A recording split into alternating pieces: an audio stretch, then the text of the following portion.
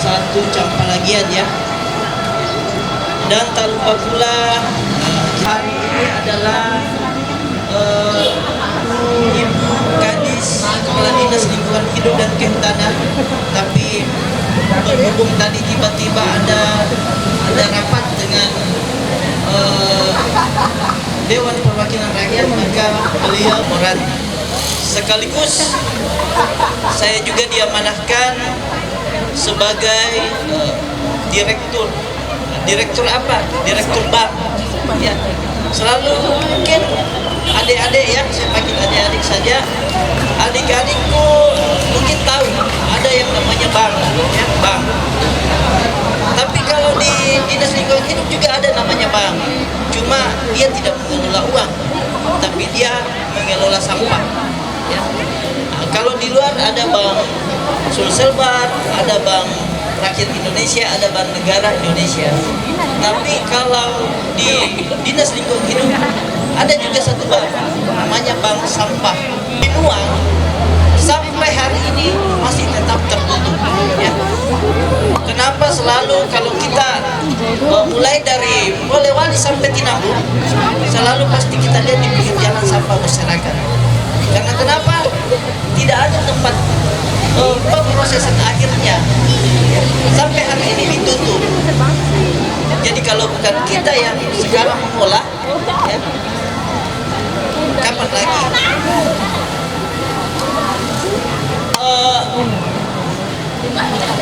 Di dalam pengelolaan sampah itu lain.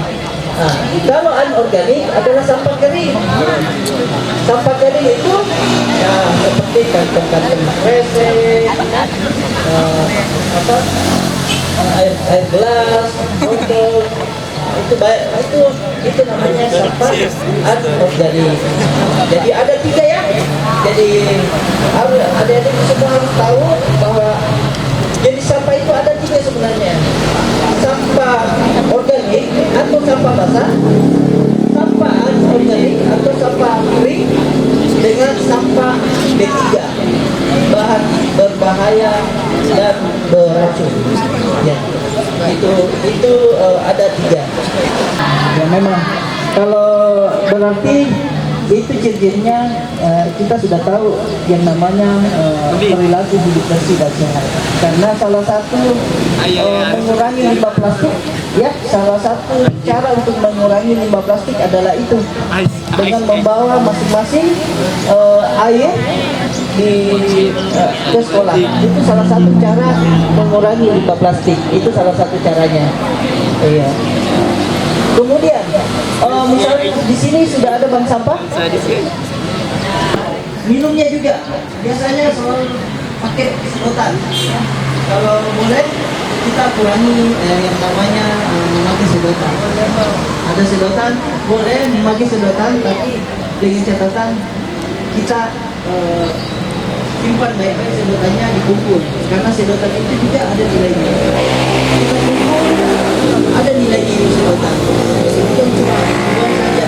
Karena kapan kita buat, kita tidak minta walaupun misalnya campalagian jarang yang namanya kemudian dan yang terakhir adalah recycle. Adalah dalam arti recycle ini adalah mendaur ulang sampah. Mendaur ulang sampah seperti misalnya botol-botol yang kita sudah kumpulkan, kita bawa ke perusahaan tertentu untuk didaur ulang kembali. Artinya didaur ulang, dimanfaatkan kembali, apakah dengan jenis yang sama atau dengan jenis yang berbeda. Silakan mengangkat tangan jika ingin mengajukan pertanyaan. Ada? Iya, yang bagian di belakang bisa maju. Silakan maju ke depan. Iya, yang perempuan di belakang. Maju dulu.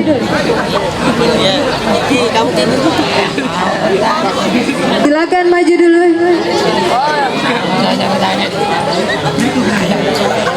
Iya.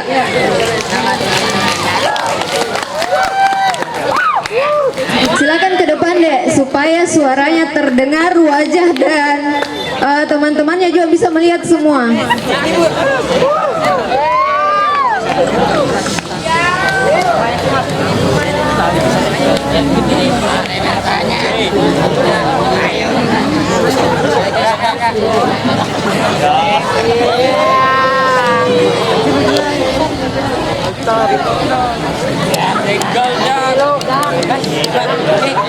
Nanti tak colek itu, colek dah desa Mega. Desa colek, desa. Assalamualaikum warahmatullahi wabarakatuh. Perkenalkan, nama saya Anastasia, kelas 11. Saya mau bertanya, apa upaya yang dapat kita lakukan untuk menerapkan gaya hidup berkelanjutan? Langsung dijawab Pak atau rampas semua? Ya, silakan yang kedua. Tanya upaya yang dapat dilakukan untuk mengelola sampah.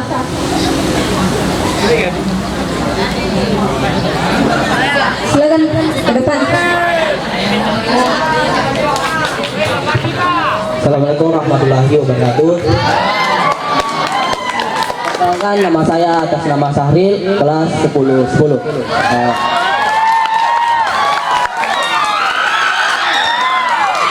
Tapi izin Pak, Bapak materi, saya ingin bertanya bagaimana caranya, kan saya pernah melakukan di sekolah saya itu namanya itu ekobrik. Saya di sekolah itu, saya sebagai ketua Palang Merah di sekolah saya sendiri, organisasi saya itu mengolah sampah dengan ekobrik. Tapi yang kegagalan kami itu, kami mencuci pembungkus makanan itu, tapi pembungkus makanannya itu masih agak ada baunya. Jadi sarannya Bapak, bagaimana cara kami kalau memang ada bak sampah nanti di sini, insya Allah saya akan mau melanjutkan ekobrik saya di sini, dan bagaimana caranya agar itu sampah yang saya cuci agar tidak berbau Pak. Sekian Pak, terima kasih. Pertanyaannya, ada kamera. Apa upaya untuk yang dilakukan untuk gaya hidup berkelanjutan dan mengelola sampah? Baik ya. Jadi cara-cara yang harus kita lakukan adik-adikku semua adalah harus kita tanamkan di dalam hati kita rasa peduli, rasa kepedulian, ya, rasa kepedulian terkait bagaimana sebenarnya itu mengolah sampah yang baik dan benar, ya. Kalaupun kita tidak melihat ke kiri kanan, hanya melihat saja bahwa sampah itu banyak, sampah itu berserakan, tapi kalau tidak ada kepedulian, ya, tidak ada kepedulian dalam hati kita untuk bisa mengambil itu sampah, tidak akan terpenuhi upaya untuk bagaimana pola hidup kita yang sehat. Pola hidup kita yang sehat adalah salah satunya menjaga kebersihan. Salah satu upaya untuk hidup sehat kita, menjaga hidup kita menjaga kebersihan. Kebersihan itu bukan mulai dari orang lain, tapi mulai dari diri kita sendiri. Apakah memang diri kita sudah bersih? Apakah diri kita sudah peduli dengan sampah itu? Jangan sampai ada sampah di depan kita saja, kita lewati saja, kita tidak pungut. Ketiga, tepuk semangat.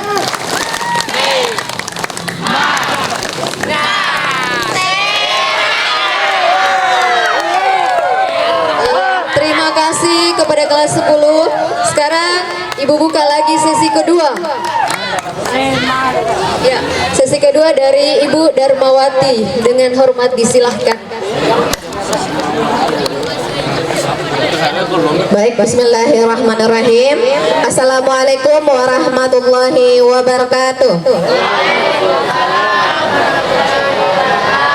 Ya, tanpa mengurangi rasa hormat saya kepada pemateri kita pada siang hari ini, mohon izin saya ingin bertanya kepada Bapak bahwa Bapak tadi telah menjelaskan bahwa sampah itu bisa kita ubah menjadi uang, bisa bernilai menjadi uang. Nah, sedangkan Bapak juga telah tadi menjelaskan bahwa ada 3 jenis sampah yang mudah terurai, tidak bisa diurai, dan ada yang berbahaya ataupun yang beracun. Nah, pertanyaan saya, bagaimana caranya kita bisa mengelola 3 jenis sampah ini supaya ada nilainya, bukan hanya sekadar yang seperti yang Bapak jelaskan tadi, membuat eco brick dan lain sebagainya. Apakah ada lagi yang bisa kita lakukan untuk bisa mengolah? Warahmatullahi wabarakatuh. Perkenalkan, nama saya Nur Hayati dari kelas 10-9. Apa saja hambatan dari pengelolaan sampah? Sekian pertanyaan saya. Warahmatullahi wabarakatuh. Masih adakah pertanyaan? Satu lagi. Iya, yang di belakang.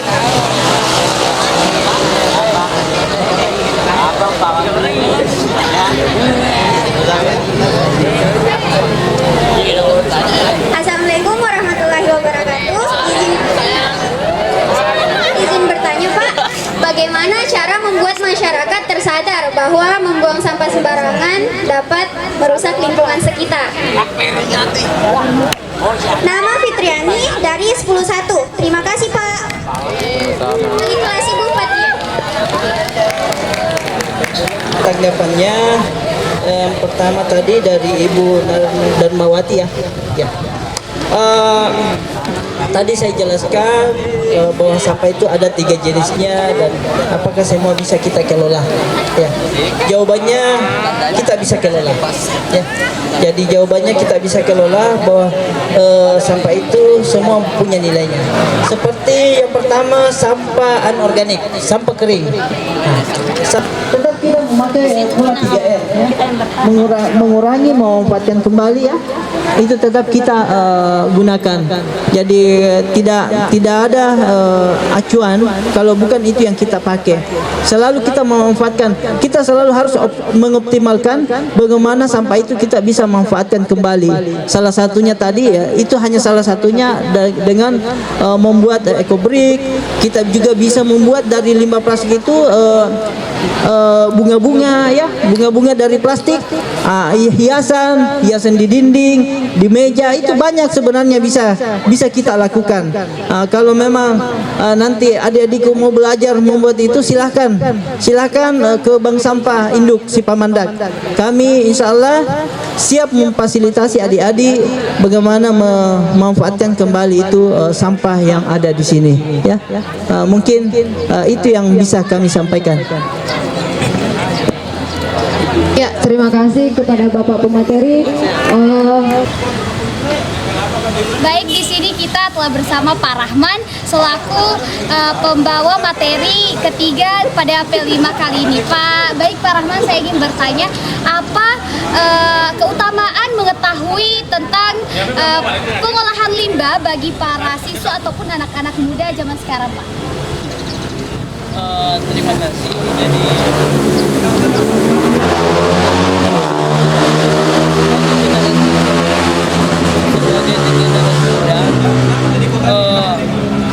dalam melakukan pengolahan limbah plastik, utamanya seperti botol-botol gelas dan sebagainya,